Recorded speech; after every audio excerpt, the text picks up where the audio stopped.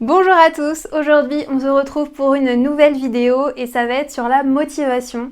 C'est une vidéo que j'ai énormément procrastinée pendant plusieurs mois, donc franchement cette vidéo tombe à pic, ça va moi-même me remotiver.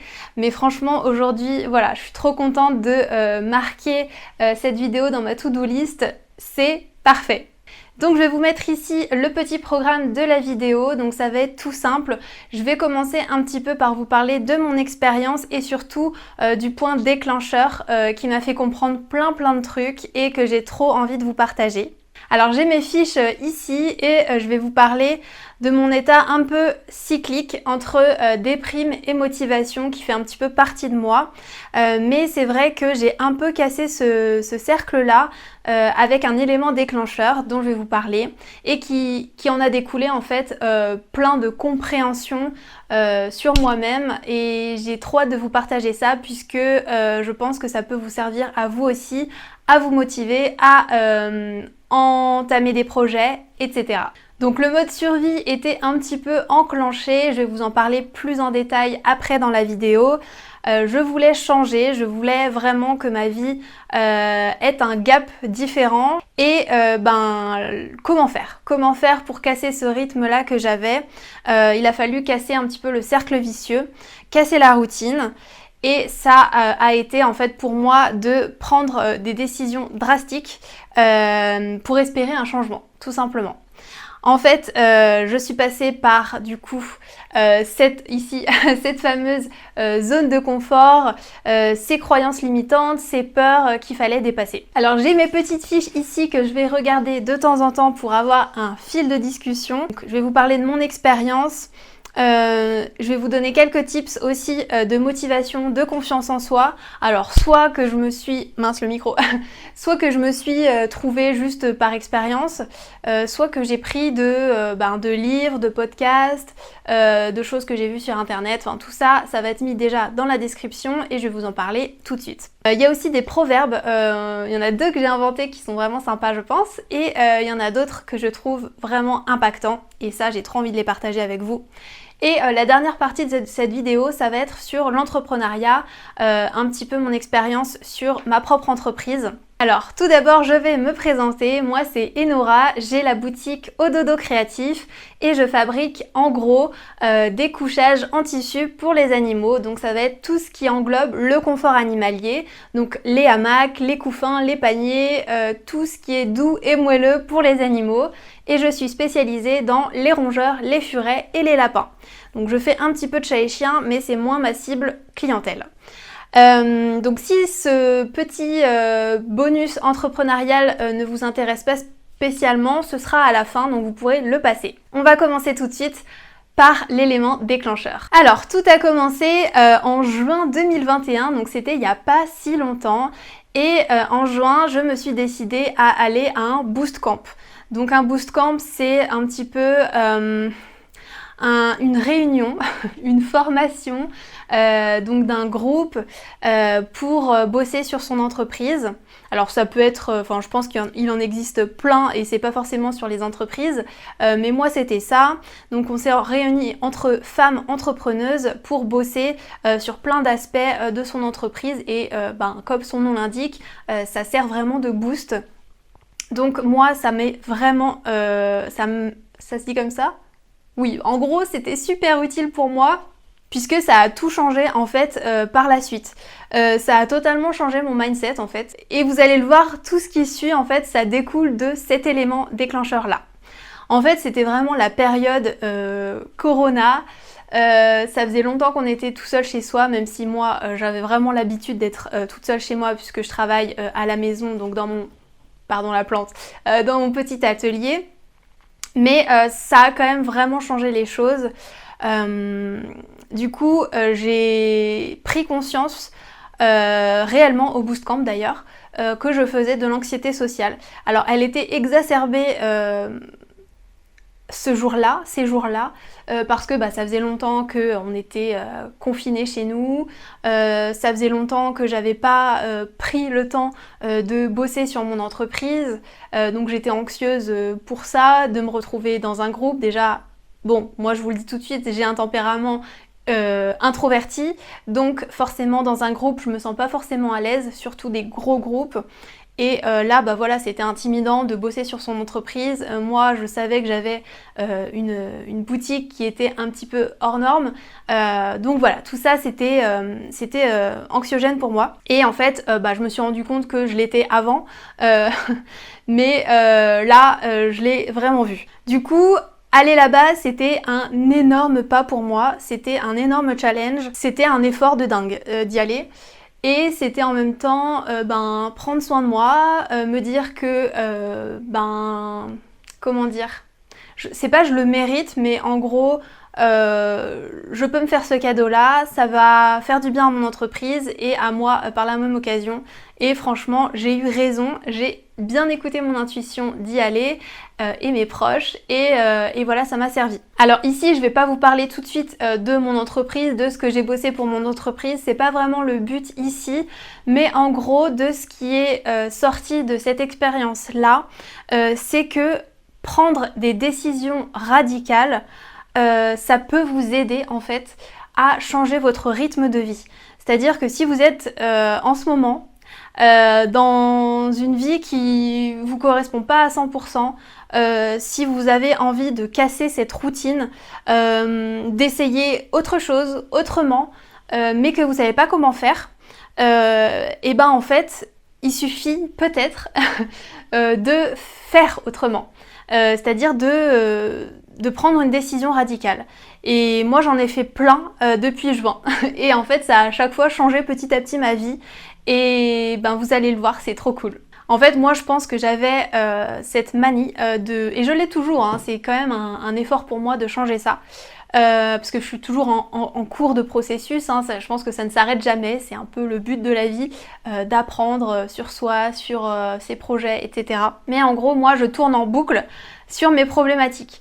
Je sais pas si ça a un lien avec le fait que je suis enfant unique, ou alors que j'aime être seule, comme je suis introvertie, j'ai aucun problème à rester seule, à faire mes trucs, à être dans l'introspection, etc. Donc moi en fait j'ai l'habitude de boucler en fait dans ma tête les mêmes problématiques.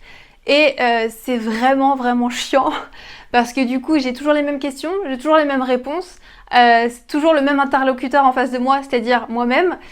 Donc je n'apporte pas de sang frais, je n'apporte pas d'oxygène à mes réflexions. Et en fait je pense que l'issue de ça à chaque fois, quand ça s'entasse trop, c'est un état dépressif ou de la flemme ou pas envie, enfin vous savez tout ce sentiment un peu de j'ai plus envie de rien. Voilà.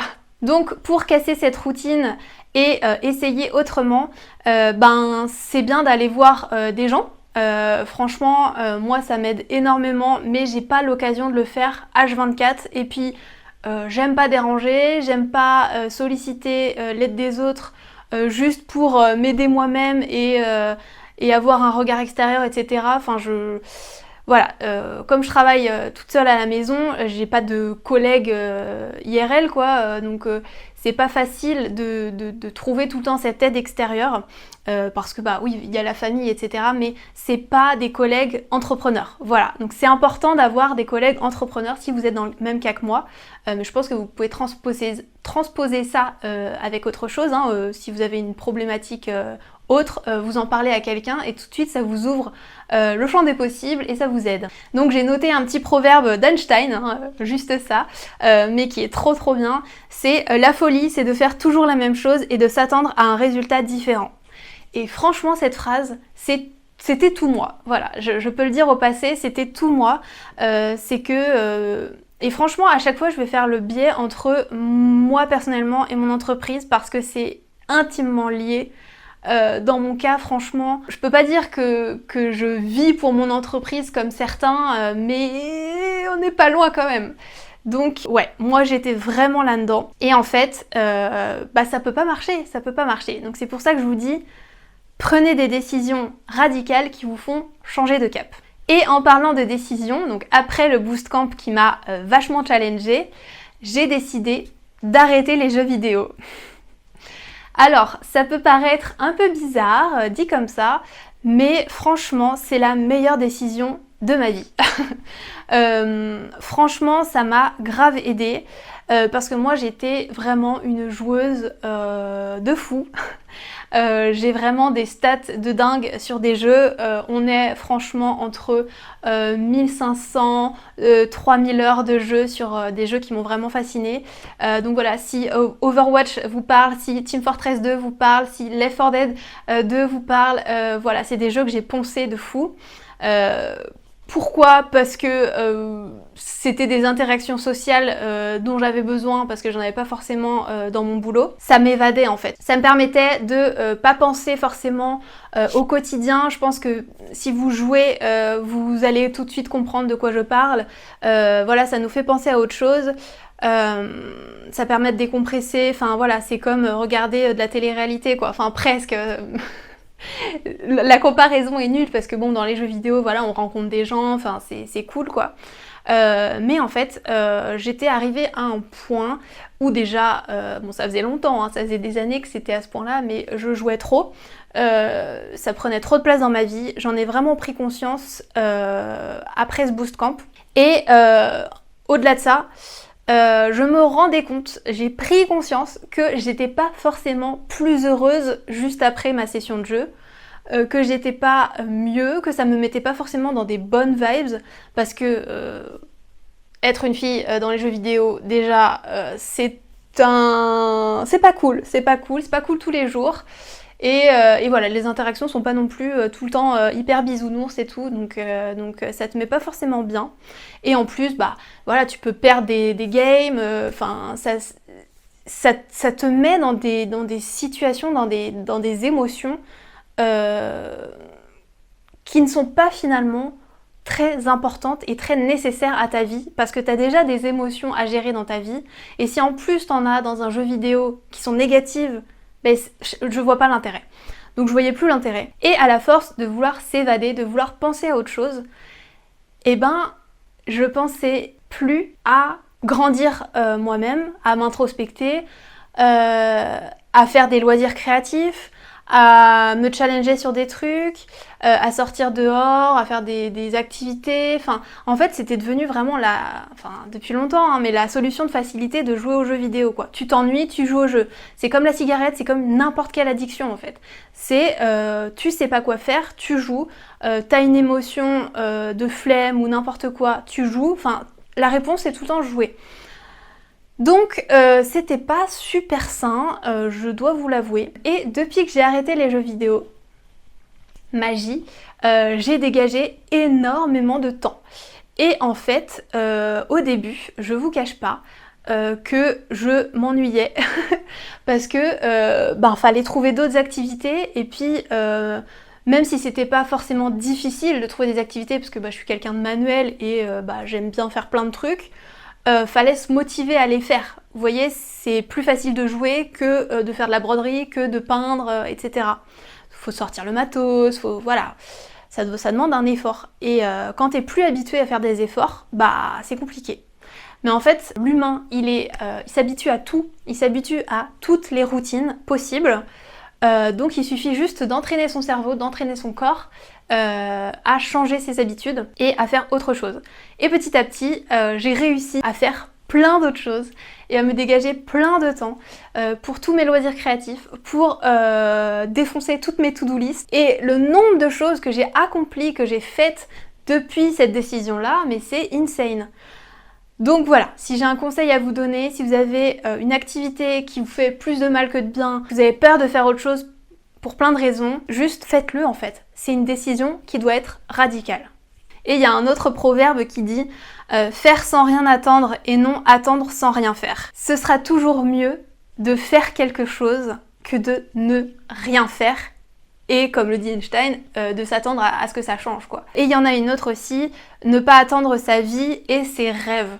Et ça, franchement, j'en ai pris mais grave conscience. Je me suis dit, mais punaise, j'ai plus de 30 ans, j'ai 31, bientôt 32 d'ailleurs. Je me suis dit, punaise, est-ce que ça va être ça ma vie? Est-ce que ça va être jouer tous les soirs, jouer le week-end? contre, je suis pas sûre de vouloir tous ces souvenirs-là toute ma vie. Et en fait, ça me fait penser à une newsletter que je reçois d'un tatoueur qui s'appelle Nours Tattoo, je crois. Il est hyper motivant et inspirant dans ses textes. Et lui aussi, il a pris la même décision que moi.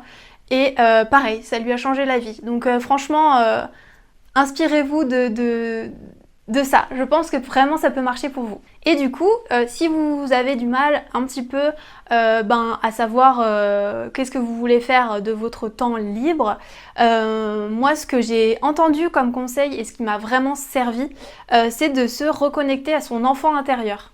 Alors, je sais pas si ça vous parle, mais en gros, c'est de penser à ce qu'on était enfant, ce qu'on faisait, ce qu'on aimait bien faire, de quel enfant on était en fait. Et de toutes les petites activités qu'on aimait faire enfant, et pourquoi pas de les refaire adultes et de kiffer en fait. Genre, moi j'adorais faire de l'aquarelle, lire des livres, qu'est-ce que j'adorais faire? Être dans la nature, prendre du temps toute seule à me balader, toutes ces petites choses là. Je vais vous montrer quelques photos bonus. Voilà, je n'invente rien, je regarde le retour. C'est des photos, des photos que j'ai demandé à ma maman. Et en fait, ça c'est se reconnecter à son enfant intérieur parce que on se rend compte que on était grave, on était grave heureux et insouciant sur ces souvenirs-là. Et en fait, c'est trop bien de pouvoir reconnecter avec notre essence, ce qu'on était au tout début de notre vie, en fait. Et voilà. Et ça, d'ailleurs, c'est un conseil que j'ai vu chez Cindy Hoff, la youtubeuse. Voilà, je sais pas si vous la connaissez, mais elle fait des vidéos super inspirantes et tout. Elle s'exprime super bien. Et voilà, elle parlait de ça, justement. Et je l'ai vue ailleurs chez Sophie Koubi que je vous présenterai tout à l'heure. C'est une coach hyper sensible et elle a fait des bouquins et tout, je vous en parlerai. Donc ouais, ce que je vous conseille vraiment, c'est d'essayer des loisirs qui sont sans écran. Parce que franchement, ça change la vie quoi. Avec nos téléphones et tout, moi je suis trop collée à mon téléphone et je le suis encore aujourd'hui, mais beaucoup moins parce que je m'oblige à avoir des activités sans téléphone. Genre le puzzle, j'en fais plus depuis un petit moment là, mais il faudrait que je recommence. C'est vraiment l'activité qui me demande trop de focus et du coup je suis pas du tout sur mon téléphone et c'est trop bien par exemple. Alors on revient sur mon expérience. En fait, moi j'avais tendance avant du coup à avoir peur d'apprendre des nouvelles choses parce que je me disais ça va me sortir de mon cocon, ça va me sortir de ce que je connais, de ce que je peux gérer.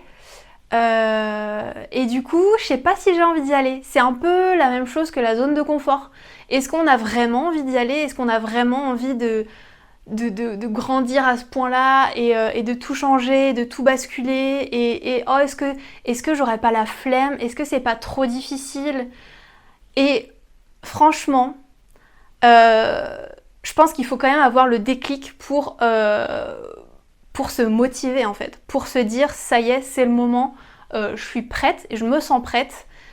Faut se sentir prêt, faut vraiment que ce soit le bon moment pour vous, mais en tout cas moi c'est en tout cas en ce moment le moment pour moi et du coup je me mets à écouter des podcasts sur l'entrepreneuriat, sur la sensibilité, sur les émotions, c'est trop bien, j'achète des livres sur le développement personnel et tout, et en fait c'est trop bien, j'apprends plein de choses et il y a plein de petites phrases après que je vais vous lire qui sont issues de ces lectures et tout, et franchement ça change trop ton mindset quoi. Et d'ailleurs, petite anecdote assez marrante, je sais pas si je vais trouver des gens comme moi en commentaire, mais la musique, j'en écoute pas hyper souvent parce que je me dis c'est tellement, ça manipule tellement mon esprit, genre je peux tellement changer de mood avec une chanson que j'ai limite peur d'y aller quoi. J'ai peur d'écouter de la musique parce que je me dis ça peut changer mon mood et j'ai peur de me sentir manipulée et de me sentir, de plus avoir le contrôle en fait. Et c'est trop bizarre je pense, mais Mais voilà, et du coup, c'est con parce que en fait, il y a des musiques qui me motivent de fou, quoi. Il y a des musiques qui me font sortir dehors, qui me font faire des trucs. Enfin, voilà. Mais à l'inverse, si j'écoute la chanson déprimante, voilà, vous connaissez. Mais je me considère comme très sensible. Je sais pas si je suis hyper sensible, mais je pense que je m'en approche. Et la musique, pour moi, ça a un trop fort pouvoir en fait. Voilà, c'était la petite anecdote. Du coup, je vous ai parlé de déclics. Et les déclics, est-ce que c'est mieux de les provoquer ou de les attendre? Et franchement, cette question-là, elle m'a vraiment fait tilt en fait. Je me suis dit, mais en fait, j'attends quoi? Enfin, j'attends ma vie en fait. J'attends que les choses arrivent comme ça, que ça va se débloquer, que ça va finir par arriver, que tout ça va finir par changer. Mais non, en fait, genre c'est pas possible. Ou alors c'est super lent et tu grandis lentement en fait. Mais il y a des choses qui peuvent tellement t'élever de manière directe, quoi, que franchement, pourquoi attendre, quoi. Et du coup, pour provoquer ces déclics, alors il y a plein de façons de faire, mais je pense qu'il faut cultiver son intuition, s'écouter à fond, ressentir les choses et faire confiance en la vie et en nous. C'est les petits conseils fleurs bleues que j'aurais à vous donner. J'ai fait une broderie avec une coach sensible aussi et créative qui s'appelle Anne-Laurie d'ailleurs, coucou à toi. J'ai fait une broderie en atelier coaching où c'est écrit fais-toi confiance. Et en fait, je sais pas si vous l'avez lu comme ça la première fois, mais moi ce qui m'a fait trop rire, c'est que quand j'ai vu le texte à broder, je me suis dit ah c'est écrit tais-toi. Et en fait c'est trop drôle parce que ce que je pourrais vous conseiller c'est de vous faire confiance, mais pas tout le temps. Des fois faut faire taire sa confiance. Parce que des fois on a des croyances limitantes de fou et faut arrêter de faire confiance à ses croyances limitantes. Voilà, c'est ça que je voulais dire. Et du coup, ça c'est un gros topic, hein, les croyances limitantes et la peur, c'est vraiment ancré en moi de fou, de fou. Et pour travailler dessus, il y a vraiment plusieurs solutions, hein. Tout ce dont je vais vous parler, ça va être pour travailler là-dessus.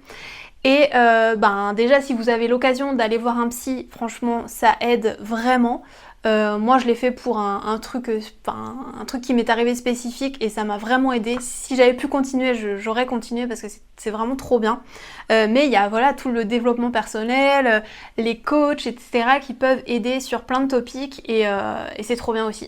Et il y a quelque chose qui m'a vraiment aidé, c'est de se dire quand on a peur ou quand on a une déprime, c'est vraiment un warning, c'est un feedback en fait de votre corps et de votre esprit pour vous dire là tu ressens ça, c'est pour une raison précise et c'est à ce moment-là qu'il faut s'écouter à fond. Et je sais que c'est super difficile parce que on n'a pas la distanciation, on n'a pas le recul nécessaire pour bien analyser nos émotions, mais essayez de retenir peur égale feedback. Peur égale warning.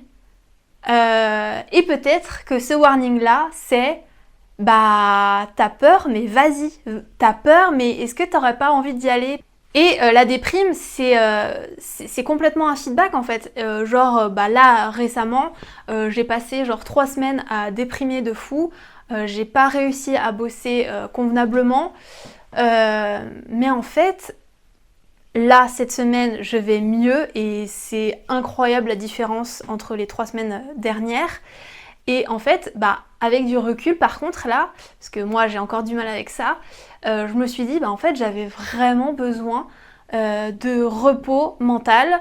J'avais vraiment besoin de prendre soin de moi, de faire autre chose, d'aller au cinéma, de plus penser trop aux contrariétés, etc. Donc, essayez de vous écouter quand vous avez comme ça un clignotant du corps et de l'esprit. Essayez de vous poser et de réfléchir à pourquoi vous vous sentez comme ça. qu'est-ce qui a pu vous amener ici, qu'est-ce que vous voudriez changer, etc., etc. En fait, il faut vraiment vous questionner à mort et c'est pas toujours facile de trouver les bonnes questions. C'est pour ça que lire, écouter, etc. des gens qui savent, qui ont déjà expérimenté tout ça, c'est cool, parce qu'ils ont déjà les questions. En parlant de la peur, j'ai écouté récemment dans un podcast de The Bee Boost, je vous le mettrai en description. Je vais le dire moins bien que dans le podcast, je pense, mais la vie est faite de sentiments. Et genre, quand on a peur du sentiment de peur. On a peur d'avoir peur, en fait.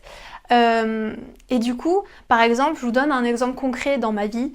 Quand j'ai peur d'aller à une soirée, parce qu'il y a des gens que je connais pas, parce que ça va être un groupe, parce que j'ai pas forcément envie, parce que je sais que je suis introvertie, parce que je sais que ça va être dur pour moi de trouver de la conversation, de plein de choses, j'ai peur. Et en fait, j'ai peur du sentiment d'avoir peur et de ce que je vais ressentir. Mais en fait, le truc, c'est que je suis déjà dans ce sentiment de peur. En fait, j'ai déjà peur. Donc, pourquoi ne pas y aller? Voilà, pourquoi ne pas dépasser ma peur et y aller? De toute manière, le sentiment, il est là. Donc, faut y aller. Après, ça marche pas avec tout. Il y a des fois où vraiment... on n'a pas envie de traverser cette peur-là et c'est totalement ok et c'est que c'est pas le bon moment. Mais des fois, on peut y aller. Du coup, au niveau des questionnements, vous avez déjà qu'est-ce que vous voulez maintenant? Quelle est votre vision dans 5 ans? Qu'est-ce que j'ai besoin d'avoir dans ma vie maintenant pour aller mieux, pour évoluer, pour grandir? Quelles sont vos peurs, quels sont vos objectifs à court et long terme? Enfin, tout ça, c'est des choses que vous pouvez mettre sur papier. Et franchement, de se le dire dans la tête, c'est totalement différent que de l'écrire plusieurs fois dans le temps. Par exemple, je vous ai parlé de ma broderie ici. En fait, le fait d'écrire des choses dans la matière, c'est vraiment, ça infuse dans votre corps différemment. Vraiment, vous prenez conscience du truc et en fait, vous l'assimilez beaucoup plus dans votre cerveau, en fait. Et ça, vraiment, c'est un conseil que je peux vous donner. C'est vraiment, si vous avez des mots que vous aimeriez vous souvenir, etc., et ben franchement, notez-les, peignez-les, faites ce que vous voulez, prenez un papier et faites-le brûler à la bougie. Enfin, il y a plein de choses qui peuvent vous faire souvenir de ces mots-là. Et d'ailleurs, je vous conseille un truc aussi, c'est les mood boards, les vision boards. Ça, c'est un truc qui a changé ma vie aussi. Moi, je le fais chaque année au Nouvel An, par exemple. Je prépare des images, en fait, et des mots. Tout ce qui me fait rêver, envie et que j'ai envie de réaliser dans l'année. Et je le colle sur un panneau. Et ça me fait des challenges d'année en fait. Alors moi c'est pas du tout quelque chose qui me stresse. Voilà, moi j'ai besoin de ça pour accomplir des choses. Si je le mets pas dans la matière, si je mets pas de to-do list dans ma vie, je ne fais rien. Vraiment, tout est désordonné. Je me dis oh la vie, elle passe. Enfin, en fait on se rend pas compte de la vie qui passe. Genre quand rien n'est noté dans nos objectifs, et le temps passe trop vite. Par exemple là, du coup comme j'ai des objectifs déjà par le mood board annuel mais aussi des objectifs mensuels, semainiers, etc. Tout est noté dans un calendrier et je vois tout ce que j'accomplis mois après mois et je me dis waouh, tout ce que j'ai accompli ce mois-là, c'est insane. Et c'est grâce à ça en fait, c'est grâce au fait d'avoir noté mes objectifs, noté mes to-do list en fait. Et ça, franchement, je vous le conseille de fou. Je pense que ça peut être oppressant pour certaines personnes, mais je pense qu'à un moment donné, c'est obligé si on veut accomplir des trucs et se bouger le cul quoi. Voilà. Et il y a un truc magique qu'il faut savoir, c'est que votre cerveau peut se reprogrammer. Et ça, mais c'est trop bien, parce que vous pouvez changer n'importe quoi. Par exemple, vous avez une peur, vous décidez de la combattre. Donc, ce que vous faites, c'est que vous ne réfléchissez pas.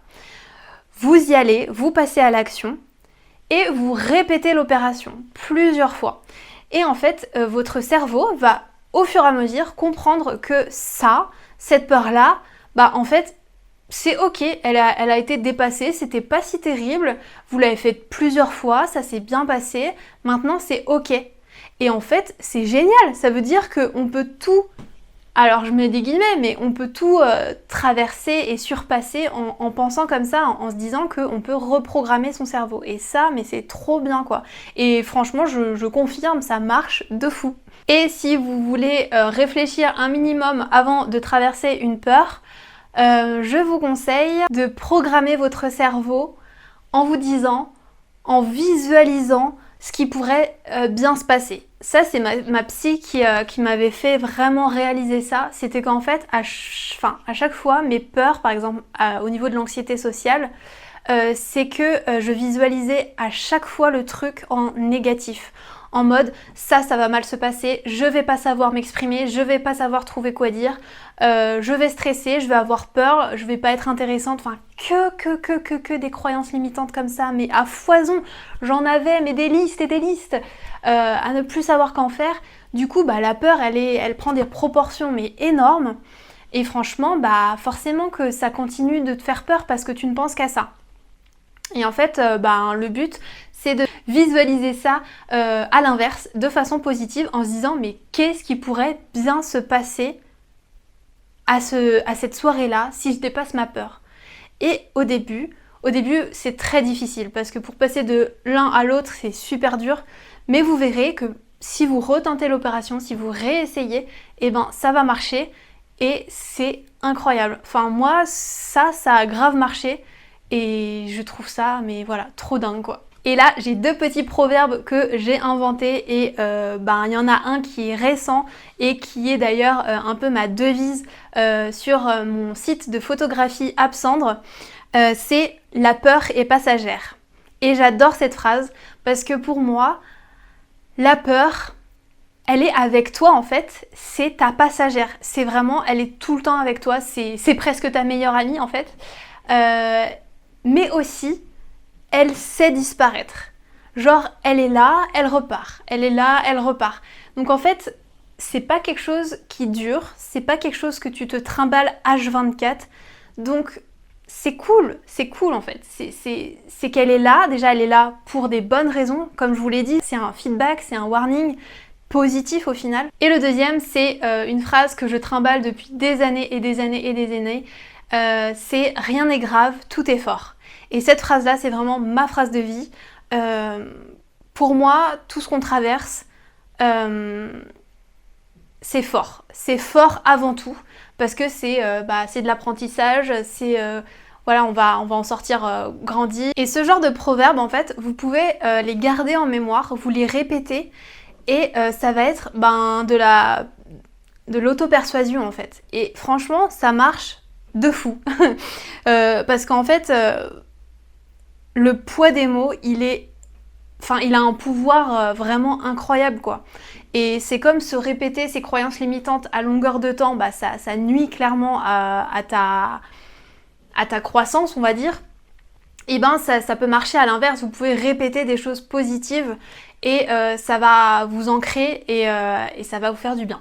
Et vous pouvez, je pense, sur internet, trouver des affirmations positives à vous dire tous les jours, toutes les semaines ou tous les mois, peu importe.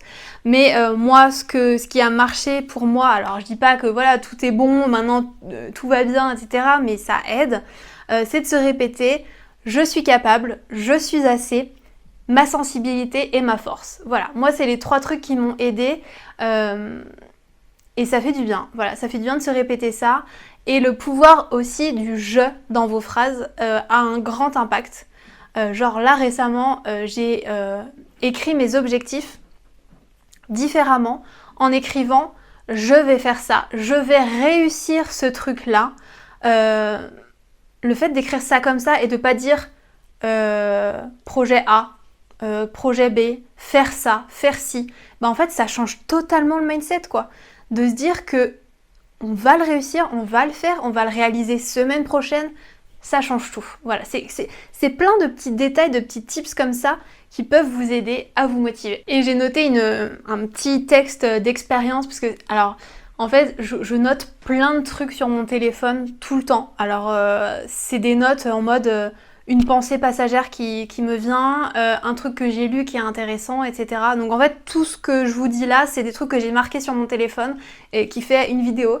Mais en gros, bon là j'ai un texte que je vais pas vous lire, mais en gros, j'ai écrit que j'avais l'impression d'être aveuglée par mes croyances limitantes. Et c'était vraiment le cas. Et en fait, à la force de se convaincre qu'on est moins bien, par exemple, dès qu'on reçoit un compliment, on va être en mode non, je peux pas te croire, t'inquiète pas, c'était facile à faire, franchement, c'est pas si ouf, ton compliment, en gros, je le refuse, quoi, c'est mort. Moi, j'étais comme ça, encore je pense il y a quelques jours, hein. Donc voilà, et ça, c'est un truc que j'essaye de changer, parce qu'en fait, quand on n'a pas confiance en soi, on a du mal avec les compliments et en fait ça dessert un peu la discussion dans le sens où la personne elle va croire que t'es modeste mais de façon nulle quoi. Genre elle va dire ah bah super, en gros elle dit que c'est facile alors que moi je serais même pas capable de le faire quoi. Donc en fait ça renvoie quelque chose de pas forcément positif à l'autre personne. Donc en fait vaut mieux avoir un peu confiance en soi, d'accepter le compliment en mode bah c'est gentil, merci, et de se dire que ah ouais en fait elle a peut-être raison quoi, c'est peut-être cool ce que j'ai fait et merci quoi. Voilà, c'est une petite anecdote sur ce truc-là, mais voilà, j'y pense et peut-être ça va vous aider. Et il y a une phrase que j'ai lue à propos des croyances limitantes qui est dingue et qui a fait un impact incroyable chez moi. C'est les croyances qu'on a font notre réalité. Et ça, c'était un gros truc chez moi. C'était que vraiment, je pensais que tout ce que je pensais de moi était vrai. Et je pensais vraiment que c'était vrai, quoi, que c'était ma réalité et que du coup, c'était celle des autres. Je pensais que c'était ce que les autres pouvaient percevoir de moi aussi, puisque c'est ce que je croyais et je pensais que c'était ce que je dégageais aussi. Mais en fait, y a les faits et il y a ce qu'on se raconte. Et franchement, c'est ouf de comprendre ça, je trouve. Et on pourrait même mettre un autre facteur, on pourrait dire, il y a aussi ce que pensent les autres de toi. Ça ajoute un autre truc. Mais en gros, je pense qu'il y a une balance à avoir entre ce qu'on croit de nous, les faits, et ce que pensent les autres, quoi, en gros. Faut être indulgent avec nous-mêmes. Et en parlant d'indulgence, il y a un exercice de visualisation que je vous conseille, qui se trouve dans le livre de Sophie Koubi. C'est une coach qui était là au Boost Camp, une coach hypersensible, je vais vous montrer son livre. Voilà, elle a sorti plusieurs livres, moi j'ai celui-ci qui est hypersensible mode d'emploi, donc il est trop bien. Je vais peut-être pas pouvoir vous le feuilleter parce que j'ai marqué des trucs, mais en gros, je tombe sur ça quoi. Je tombe sur la peur. Alors en fait, il y a plein de visuels qui sont très très cool, très très colorés, couleur pastel. Donc c'est vraiment vraiment joli à feuilleter. C'est un gros pavé quand même. Et je vous le conseille de fou si vous vous sentez concerné par l'hypersensibilité parce que il y a plein de quiz, d'espaces d'introspection. Ça vous apprend plein de trucs. Et moi qui n'avais jamais lu sur ce sujet-là, ça m'a appris plein de trucs et je me suis reconnue dans plein de trucs. Ça m'a fait du bien, ça m'a fait grave du bien. Et voilà, je vous le conseille. Elle a sorti d'autres choses. Je sais pas si ça c'est achetable, mais en gros on a eu ça au Boost Camp. C'est plein d'exercices en fait. Je sais plus si c'est sur 30 jours, mais c'est un programme pour bien tenir la barre. Et en fait son compte ça s'appelle Le Bonheur en barre et c'est trop bien. Il y a plein de conseils, en gros c'est un peu de tout ce que j'aborde là maintenant, mais avec plein d'exercices. Et du coup pour cet exercice de visualisation dont je vous parle, je sais pas si c'est le même, mais je crois que c'est le même, celui du bouquin et celui que j'ai eu au Boost Camp. En fait, elle nous a fait la visualisation à l'oral. En fait, c'est un énorme texte. Vous fermez les yeux et vous visualisez tout ce qu'elle vous raconte. Et en fait, là c'était, en gros, elle vous décrit quelqu'un d'extraordinaire. Et c'est trop bien, on visualise cette personne, on se dit ah bah elle est chouette, elle est comme ça, faut l'imaginer à notre façon, en mode quelle est votre personne idéale en gros. Et à la fin, elle vous dit et si c'était vous cette personne?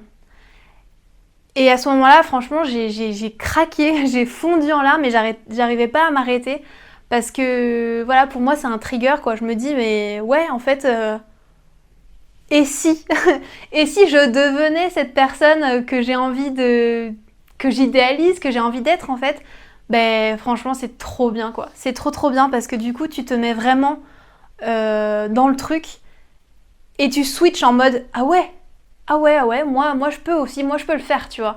Donc c'est vraiment ces exercices-là sont trop cool.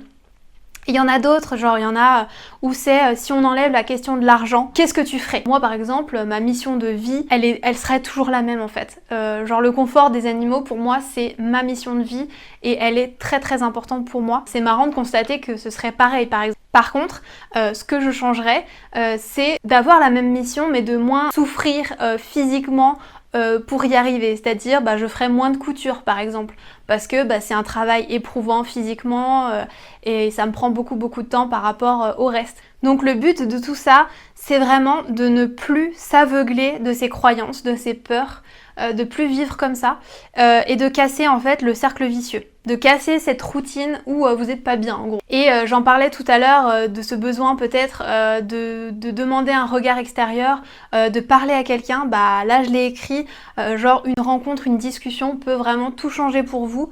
Moi en tout cas c'est à chaque fois ça qui m'arrive, ça m'ouvre tout de suite le champ des possibles quoi. Je me dis ah mais j'y avais pas pensé à ça, c'est trop cool, ça va me faire bouger sur tel ou tel sujet. Le pouvoir des mots et l'influence qu'on a sur les autres, enfin c'est vraiment dingue quoi. Et ça je pense que faut le garder en tête quoi. Un rien peut changer la vie des gens en fait. Comme quand on écoute un podcast par exemple ou comme quand on discute avec quelqu'un dans la vraie vie. Et j'ai entendu récemment du coup toujours sur le podcast de The Bee Boost qui est une entrepreneuse, je vous en ai pas parlé mais elle est assez connue. Et en fait elle disait que c'est important de soigner son entourage indirect. Et l'entourage indirect c'est tous les gens que vous écoutez genre sur YouTube, peut-être sur Spotify, les livres que vous lisez, etc. Tous les mentors en fait que vous allez pouvoir écouter dans votre vie, ça va avoir un impact sur vous. Et en fait je pense que c'est comme les réseaux sociaux. Si vous êtes abonné à une meuf par exemple qui vous complexe ou qui vous donne à chaque fois des sentiments pas cool, vaut mieux se désabonner que de la garder dans votre entourage indirect. Alors ça je crois que je l'ai déjà abordé, mais oui, le fait de prendre soin de soi, c'est pas juste faire un masque de beauté, ça va plus loin que ça et moi je l'avais pas forcément compris. En tout cas, ce qui ouvre la route vers la confiance en soi, c'est de s'accepter, je pense, ça fait partie du truc.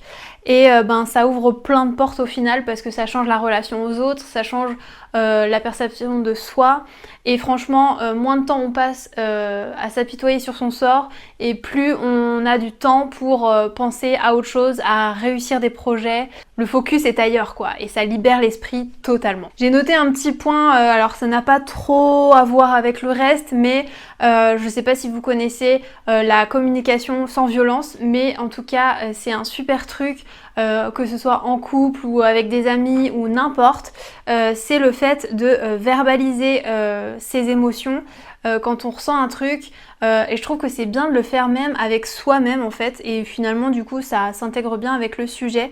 C'est de donc verbaliser ses émotions, ses sentiments et de faire la part des choses entre ce qu'on ressent, les faits et ce que pense l'autre si c'est une interaction sociale. Et ça c'est cool pour être moins frustré et mieux communiquer. Ça permet aussi de respecter les blessures et les traumas de chacun parce que dans des relations c'est toujours compliqué de juger parce que chacun a ses problèmes en fait. Donc voilà, la tolérance, tout ça, je vous apprends rien, mais voilà, je vous fais part d'un petit peu tout ce qui m'a marqué ces derniers temps. Et donc pour en revenir au déclic, ce que je vous conseille aussi de faire, c'est de faire des choses que vous n'avez jamais faites.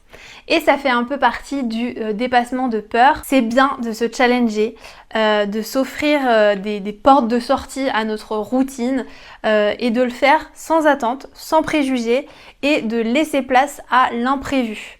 En fait, un exemple tout con, si par exemple vous n'êtes jamais allé au cinéma tout seul, ce que moi je fais tout le temps, ça peut vous offrir un nouveau déclic dans la tête en mode ah mais en fait c'est trop cool, j'ai pas besoin d'attendre les autres pour faire ce qu'il me plaît, si j'ai envie d'un truc, je le fais, enfin je sais pas, y a ce genre de truc, ça peut vraiment vous faire des déclics importants et vous les aurez pas si vous franchissez pas le truc de faire quelque chose que j'ai jamais fait. Voilà, parce que si c'est quelque chose que vous connaissez, vous n'apprenez pas grand chose, ou en tout cas, vous n'avez pas des grands gaps d'apprentissage. Et il y a un point sur la procrastination qui m'a beaucoup plu, parce que c'est vraiment cool de le comprendre, c'est que quand on procrastine, parfois, ça peut être parce que c'est trop compliqué, on a la flemme, c'est trop dur, et du coup, pour pallier à ça, vous pouvez faire l'essai d'essayer de faire plus simple pour que ce soit plus agréable, pour que l'espace de travail soit plus agréable, plus confortable pour vous,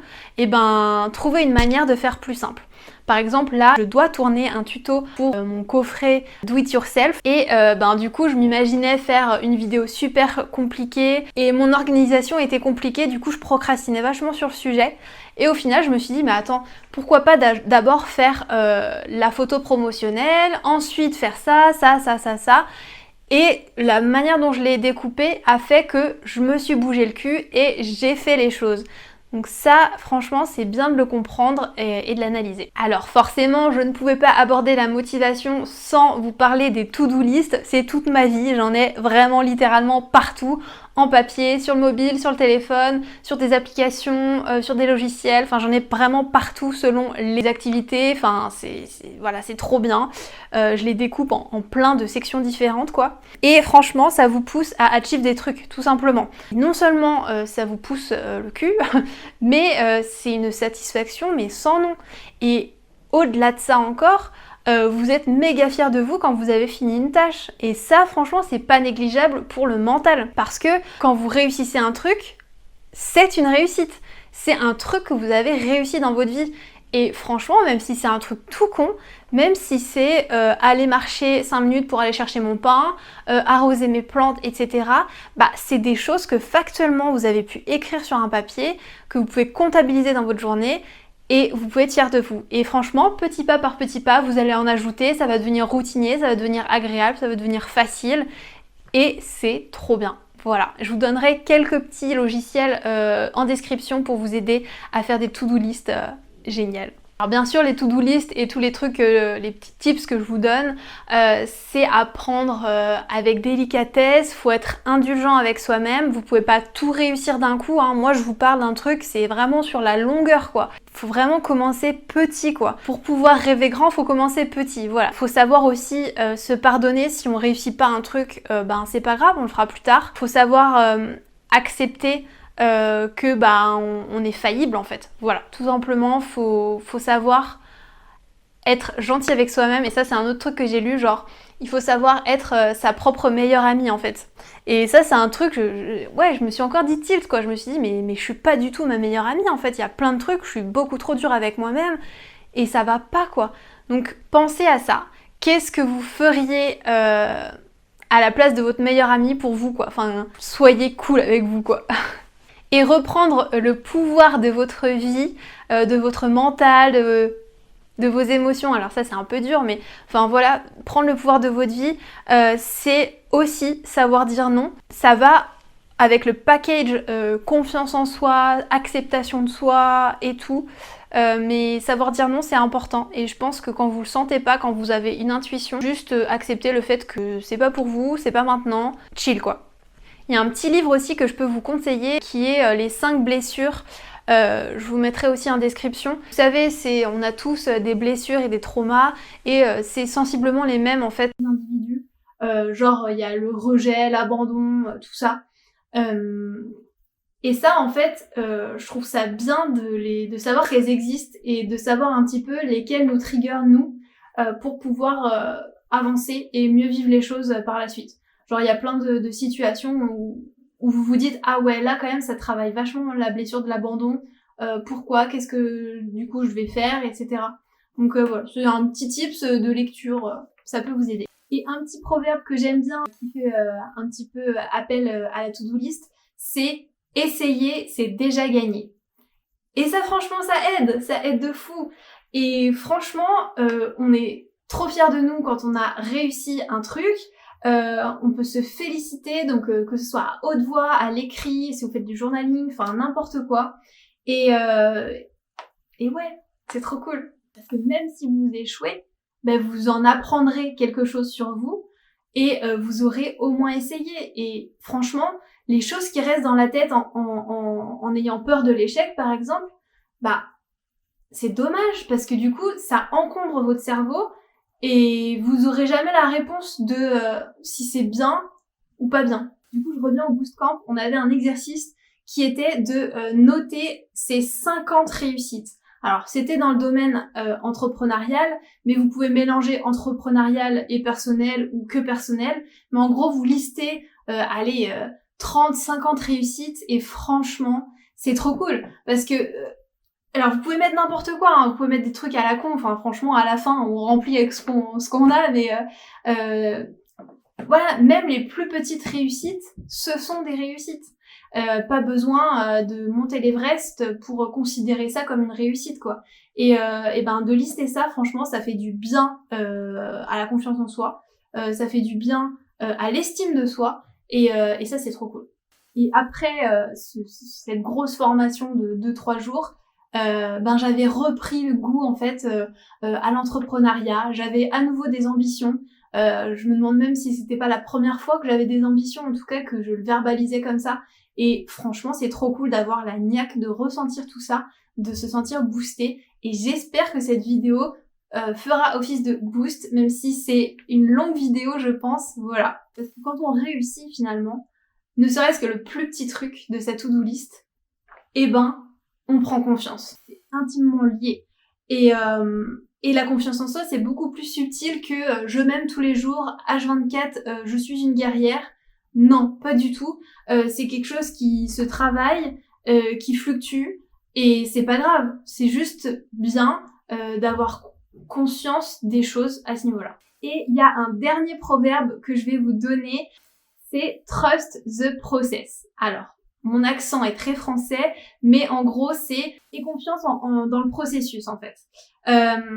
Crois au chemin qui va te mener vers l'accomplissement, la réussite ou l'échec, un peu la finalité du truc, quoi. Au début d'un projet ou d'une idée, d'une intention, n'importe quoi, on n'a pas forcément la vision de demain, de l'après, et on a du mal à y croire, à ça, au fait que faut croire au processus, mais tous les petits pas fabriquent le demain, en fait. Et tout ce que vous mettez en place, bah vous pensez qu'au début c'est rien, que vous n'allez pas forcément y arriver, que c'est trop petits pas, que c'est trop lent, enfin il y a plein de choses qui peuvent vous venir en tête, mais croyez au processus. C'est-à-dire que dès lors que vous commencez le processus, que ce soit un processus de guérison, de confiance, d'estime de soi, n'importe quoi, et ben le fait d'avoir 1000 pas à l'étrier, c'est le début de quelque chose de forcément bien. Et la suite va en découler et vous allez arriver à quelque chose de cool et voilà. Je trouve que ce truc-là est très très très fort. Alors je suis contente, je suis venue au bout de cette 3e feuille. On va commencer le dernier chapitre qui est l'entrepreneuriat. Donc je vais vous parler un petit peu de mon expérience. La première phrase que je peux vous dire qui est tirée d'un livre, c'est ce livre-là qui est Limite de l'entrepreneur. C'est un livre génial qui a vraiment été cool pour moi en termes de déclic. C'est trop bien, ça fait un peu appel, enfin même carrément, aux différentes casquettes de l'entrepreneur. Donc je sais pas si vous connaissez, j'espère les avoir toutes en tête, mais il y a le technicien, le visionnaire, le manager. Donc voilà, je crois que c'est les 3 casquettes de l'entrepreneur. Et en fait ça parle de tout ça et ça parle d'un mec qui a une grosse société de coaching, je pense, je crois pas dire de conneries, et en gros on suit une de ses clientes et c'est trop bien, ça pose les bonnes questions. Et la première phrase que j'ai retenue de ce livre, c'est vous ne possédez pas une entreprise, vous avez un emploi. Et en fait, c'est tiré d'un chapitre spécial sur justement la casquette du technicien dans laquelle j'étais coincée au Boostcamp. Quand vous êtes coincé dans une routine que jour après jour, vous devez juste accomplir les tâches du technicien, c'est-à-dire dans mon cas, c'est coudre.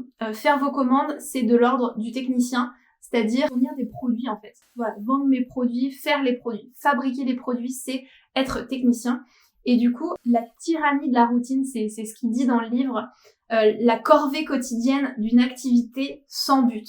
En fait, quand t'es coincé dans un truc où t'as pas le temps de penser à ton entreprise, d'avoir ce côté visionnaire et ce côté manager où tu peux faire tes to-do list, te dire que à tel moment tu vas faire cette vidéo-là, à tel moment tu vas promouvoir ce produit-là, à tel moment tu vas faire cette expo, tu vas contacter un tel pour faire un projet, etc. Tout ce temps-là, quand tu l'as plus, ou quand tu ne te l'octroies plus, tu fais que fabriquer des produits, et du coup ça devient un emploi plutôt qu'une liberté, puisque en fait le principe de l'entrepreneuriat c'est quand même d'être assez libre dans ce qu'on fait, et voilà, moi j'ai été beaucoup coincée dans ce truc-là. Donc j'espère que vous allez comprendre un peu, parce que si je détaille tout ça va être super long. Et du coup, moi, j'ai travaillé plus de 12 ans, un peu dans ce truc-là, tu vois. Un peu dans le... je dirais pas que j'ai fait que ça, parce que j'ai fait plein de projets, j'ai fait des expos comme Animal Expo, j'ai fait des showrooms, enfin j'ai eu plein de projets où j'ai eu la vision du truc cool, et je l'ai fait.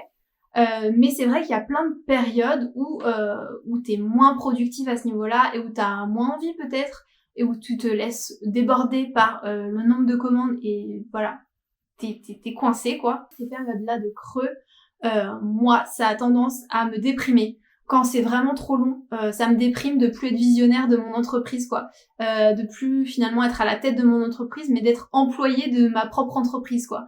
Et ça, c'est vraiment le piège, et c'est terrible. Et pendant ces 12 ans-là, honnêtement, j'ai vendu pas cher mes produits, mais c'est finalement un investissement sur le maintenant, parce que j'ai quand même fidélisé des clients, j'ai gagné la confiance de mes clients, et tout ça, ça a construit aujourd'hui. Donc oui, je considère que c'est quand même un peu lent, parce que quand je vois d'autres entreprises qui font boom en quelques années, moi ça fait déjà 12 ans et j'en suis avec des gros guillemets que là, voilà, je pourrais être envieuse de ça, mais je me dis que trust the process, que j'étais très jeune, et puis j'avais aucune connaissance en rien du tout, l'entrepreneuriat, vraiment, je suis tombée dedans. Du coup, ce qu'il dit dans le livre, il dit bien, la plupart des entrepreneurs ont un point de vue de technicien qui diffère de l'entrepreneur. Produire plus et mieux, au lieu de travailler sur la vision, etc. Donc c'est ce que je vous ai expliqué, et en fait, quand je suis sortie du Boostcamp, j'avais vraiment ce truc de je suis une entrepreneuse. En fait, au fond de moi, je le suis vraiment profondément. Et c'est juste que je suis mal organisée, que je me laisse pas le temps d'être visionnaire de mon entreprise. Et donc ça, c'est cool à réaliser. Et le livre dit aussi redevenir petit est la tendance générale du technicien parce qu'il a le sentiment de ne pas être à la hauteur. Et ça, c'est un gros truc chez moi. J'ai peur du succès. Je crois que j'ai autant peur de l'échec que du succès finalement. Mais on en revient à ce cocon, à rester dans le cocon et à rester dans la zone de confort. Et je le vis aussi du coup dans mon entreprise. J'avais peur de grossir, d'aller trop loin, de ne plus contrôler les choses et de pas savoir gérer la suite en fait. Et voilà, maintenant je suis prête en fait. Et tout ce temps-là à mûrir tout ça, ça fait qu'aujourd'hui je suis prête à grandir. Demain, je vais à ma première formation, donc ever, donc trop cool, j'ai trop hâte de vous raconter. Du coup, le but, ça va être de libérer le technicien de ses chaînes. C'est vraiment la phrase qui est écrite dans le livre. Comment vous libérer de votre entreprise afin de mieux s'épanouir dans la vie. Ça, c'est trop cool quand tu te fais cette réflexion-là et que tu dis, ok, comment je vais mieux gérer les choses. Il y a ensuite l'expérience qui est donnée de McDonald's, qui dit « Le véritable produit d'une société est l'entreprise proprement dite ». Et en fait, quand t'as capté ça, que par exemple, Ododo Créatif, c'est pas forcément les produits, mais c'est toute l'entreprise, quoi. C'est la relation qu'on a ensemble, c'est ce que je partage, c'est ma personnalité, c'est le confort animalier, c'est les photos d'animaux dans les dodos, enfin voilà. Tout ce que ça renvoie, tout ce que ça dégage, en fait, c'est ça, mon entreprise. C'est pas forcément le produit juste en lui-même, quoi. Il dit ensuite, alors on passe sur autre chose, c'est par exemple là, c'est Tom Watson de IBM, la société, qui parle de son succès et qui dit « Il s'agit de créer une entreprise qui marche, non pas grâce à vous, mais sans vous. » Et ça, c'est fort aussi. Ensuite, il dit « Avant de devenir une entreprise extraordinaire, il faut se comporter comme une entreprise extraordinaire avant de le devenir. » Ça aussi, c'est incroyable. Genre, ça veut dire que tout est possible, que si tu veux atteindre ton objectif, eh ben, il faut te donner les moyens et agir comme si c'était déjà le cas, en fait. Comme si t'avais déjà réussi. Et c'est trop bien. Franchement, ça te met dans un mindset, en fait. Ce terme mindset, il est génial parce qu'il te permet d'aller plus loin. Ensuite, ça parle de franchise. Alors, il y a tout un chapitre en fait dans le livre sur la franchise. Si tu veux franchiser ton entreprise, il te donne en fait les clés de comment faire. Alors moi, c'est pas du tout mon but, mais ça donne quand même quelques tips à transposer autrement. Par exemple, là, il dit « La franchise, c'est une façon unique de mener votre activité. Si vous n'êtes pas en mesure de reproduire systématiquement votre façon unique de mener votre activité, votre entreprise ne vous appartient pas. Vous l'avez perdue et vous n'êtes plus dans la course. » Juste que, mon entreprise, effectivement, c'est ma patte, quoi. C'est ce que j'y mets, c'est l'intention que j'y mets. Et du coup, il faut que je la soigne, il faut que je l'organise et il faut que je la comprenne, que j'ai conscience de son fonctionnement pour la faire grandir et mieux la diriger. Alors, je sais pas si c'est très clair ce que je dis, hein. Mais ça va être ça. Voilà. Et puis la dernière phrase du livre, c'est « Nous souhaitons changer le monde afin de nous éviter de changer nous-mêmes ». Et je trouvais ça beau, franchement, comme phrase. Parce que, effectivement, on a tendance peut-être à râler sur le fonctionnement du monde, mais finalement, si nous, on change, si chacun de nous, on changeait, le monde serait différent finalement. Et je trouve ça beau de se dire acteur du monde d'aujourd'hui et de demain, quoi. Donc voilà, c'est sur ces belles paroles que je vais clôturer cette vidéo. J'espère vraiment que ça vous servira. N'hésitez pas à me dire les phrases qui ont été percutantes pour vous, qui ont été impactantes pour vous dans les commentaires, comme ça, voilà. Puis vous pouvez aussi me partager les vôtres d'ailleurs, ça se trouve vous allez me provoquer un déclic et ce serait incroyable. Écoutez, j'ai été trop contente de faire cette vidéo, c'est une to-do list trop bien checkée. Je suis trop contente, je vais pouvoir dormir sereinement cette nuit. Donc voilà, je m'étais dit que je la ferais cette semaine. Trop contente. Je vous remercie de votre écoute. Et puis je vous dis à bientôt. N'hésitez pas à checker mes réseaux en description encore une fois. Et à bientôt. Soyez motivés si vous en avez envie.